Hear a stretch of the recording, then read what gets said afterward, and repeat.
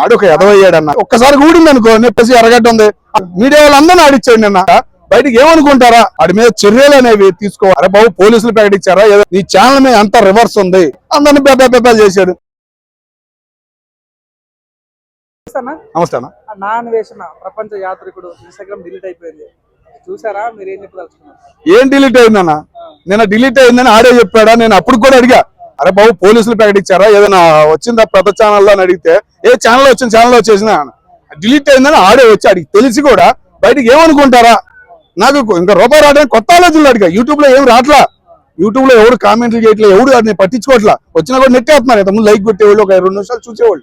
ఇప్పుడు లేదు ఏం చేయాలి వాడికి అర్థం కాల. ఇది వదిలేడు అందరిని పెద్ద చేశాడు. ప్రతి ఒక్కరు మీడియా వాళ్ళని పెడతాం మొదలు పెట్టారు. గంట ముందు నుంచి అందరూ మెసేజ్ కావాలని పెడుతున్నారు. ఆడు మళ్ళీ వినాయకుడి మీద ప్రమాణం ఏం మాట్లాడాడు ఆడు ఏమనుకుంటున్నాడు ఆడికి అర్థం కావట్లా. పూర్తిగా భయం పోయిందన్న. ఆడి భయం దెబ్బ ఆడికి త్వరలోనే చూస్తాడని మేము అనుకుంటున్నాం. ఆటగాడు అంటారు ప్రజలు తనతో ఆట ఆడుకుంటారని చెప్పుకొచ్చారు. ప్రజల్ని ఆడుతున్నారు కదా ఇప్పుడు మీడియా వాళ్ళందరినీ ఆడిచ్చాడు నిన్న. ఇంకేం మాట్లాడతాం ఆడి గురించి? ఆడు అసలు ఏమనుకున్నాడు నేను అప్పటికే అడుగుతాను. అరే బాబు గవర్నమెంట్ ప్రకటన కాదు గారు నాయన అది కూడా అడిగాం. బ్లాక్ చేసేసారు అబ్బా బాబా సంతోషపడ్డారు. కానీ ఆడికి అర్థం అవ్వాలి అరే నాయన నువ్వు డూప్ వచ్చినా కానీ అంతమంది రియాక్షన్ ఇచ్చారు నీ ఛానల్ మీద అంత రివర్స్ ఉంది అనేది జ్ఞానం కూడా లేకుండా మళ్ళీ వినాయకుడి మీద ప్రమాణం చేస్తున్నానంటే వాళ్ళు వచ్చాను ఏం చేయాలో నాకు అర్థం కావట్లేదు. మారతాం కదా ఆడు మారడు అనేది అర్థం అయిపోయింది. వాడి మీద చర్యలు అనేవి తీసుకోవాలని చెప్పేసి గవర్నమెంట్ ని కోరుకుంటున్నాం. మళ్ళీ ఇట్లాంటి మాటలు రాకుండా మాకు మైండే ఉంది కాళ్ళు చేతులు అన్ని ఇరిచేసిన అన్నాడు కదా ఆ మైండ్ అనేది లేకుండా చేస్తే తెలిసింది మనకి. ఉండే హైదరాబాద్ పరంగా వచ్చేసి ఎర్రగడ్డ ఉంది, అమరావతి పరంగా ఎరకలపూడి ఉన్నాయి. 2 హాస్పిటల్ గట్టి అట్లాంటి హాస్పిటల్ తీసుకొచ్చి ట్రీట్మెంట్ ఇచ్చారనుకో బుద్ధి జ్ఞానం అనేది వచ్చింది. భయపడతాడు ఈ మూమెంట్ లో ఎవడు ఊరుకుంటాడు?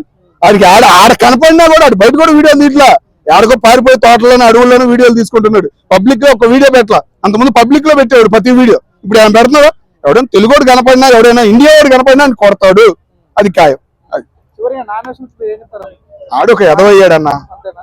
ఏంటంటే బెట్టింగ్ యాప్లు అని అన్నారు కానీ వాళ్ళు పగబడటం వల్ల కాదు. బెట్టింగ్ యాప్ పరంగా మంచి పని చేశాడు కానీ ఆ మంచిని నిలబెట్టుకోవడం తెలియకుండా ఏలు పెట్టి ఏలు పెట్టాలి అని మరి ఆడికి ఎట్టా పుట్టిందో ఏమో తెలియదు కానీ మొత్తం కదిలిచ్చాడు.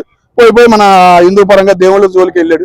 ఇక పైన అనుభవిస్తున్నాడు. పిచ్చి మాటలని ఇంకా మాట్లాడుతున్నాడు. అన్ని వస్తున్నాయి ఇన్ని వస్తున్నాయి అని ఊడేదాకే అన్న ఓడటం మొదలైంది. ఒక్కసారి ఊడింది అనుకో నొప్పి అనేది తెలిసింది ఇట్లాంటి వాళ్ళకి. అది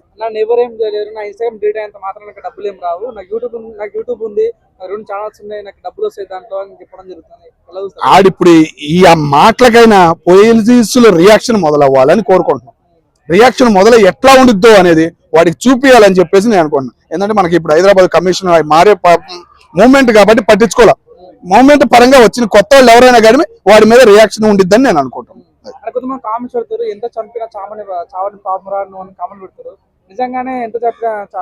ఆయన దేనితో పోల్చినా వేస్టే. పావుకైనా విలువ ఉందన్న.